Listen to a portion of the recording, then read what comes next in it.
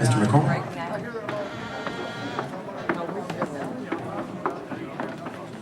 I'm John McCormick, and I'm speaking for the Center for Environment, Commerce, and Energy, where I'm a volunteer consultant.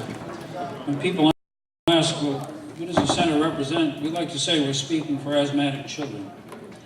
I want to thank the NRC for this opportunity to make the presentation, and I want to compliment Lance, who certainly do run a tight ship, sir.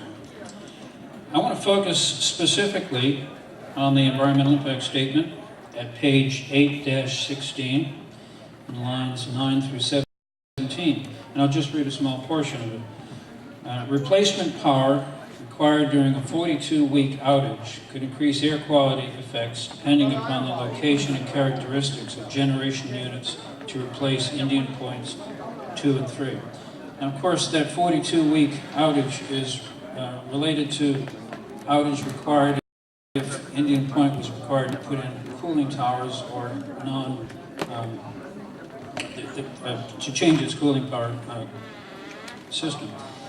But I use that 42-week outage as a subtext for the much larger question, which is permanent outage, if in fact NRC does not grant the relicensing of units 2 and 3.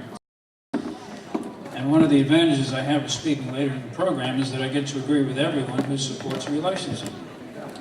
Now, it's really a question of what is available in the city of New York to provide New York's power on any given time.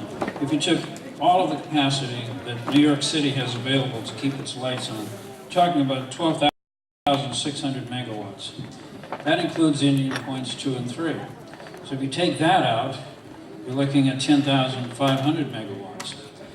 The impact statement doesn't really look at the very specifics of what would be the energy demand on a peak hour. So I looked at 2007, August 8 in fact. At 2 o'clock in the afternoon, the peak load for New York City, or Zone J, as the New York ISO calls it, was about 11,000 megawatts. So again, if you took Indian Point offline, New York City couldn't meet its own supply of electricity.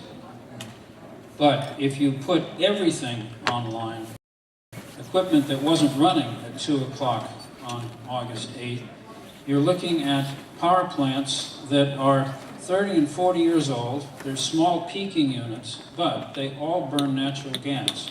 So we're seeing an increase of oxides of nitrogen at a peak time during which there's probably an air inversion, and we see deteriorating air quality.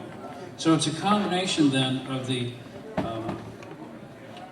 ozone coming from the plants that would run if Indian Point was also supplying energy, and that's about 5 tons of oxides of nitrogen at 2 o'clock in the afternoon.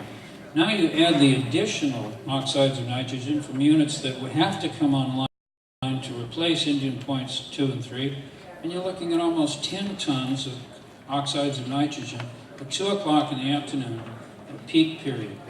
This is what is the problem. There is not the capacity to replace Indian Points 2 and 3, and if you ran everything that you had, you still wouldn't meet load, but you're increasing the NOx emissions. Therefore, you're exacerbating the ozone problem, and you're hurting the children who are asthmatic, and certainly the elderly as well.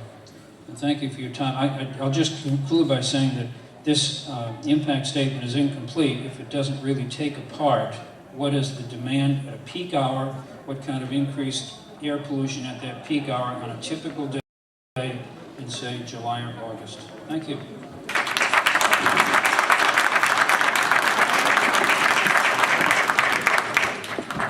Okay, I've got